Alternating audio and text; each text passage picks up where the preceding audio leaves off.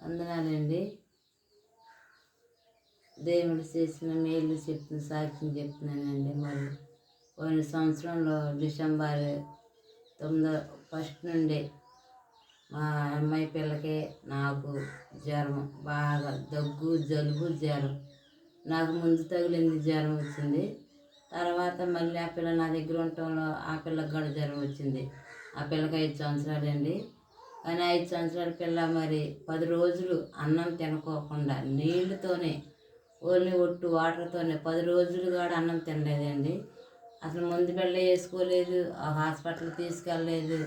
ఎంతవరకు ప్రార్థన చేసుకుంటానే ఉండామండి. ప్రార్థన వల్లే ఆ బిడ్డ నన్ను స్వస్థత పొంది మళ్ళీ తిరిగి లేచి పునర్జన్మ పొందుకొని మరి దేవుళ్ళు నడుపుతుందండి ఆ బిడ్డ. మరి 5 సంవత్సరాల పిల్ల 10 రోజులు అన్నం తినకుండా ఉండి స్వస్థత పొందిందంటే నిజమైన దేవుడు యేసయ్యేనండి. మరి అమ్మగారు, అయ్యగారు ప్రార్థన చేశారు, సంఘం అందరూ ప్రార్థన చేశారండి. మీరు కూడా నమ్ముకుంటారని, నిజమైన దేవుణ్ణి తెలుసుకుంటారని ఈ సాక్ష్యం చెప్తున్నానండి. సాక్ష్యం దేవుడు దీవించును గాక. ఆమె మీ అందరికీ వందనాలండి.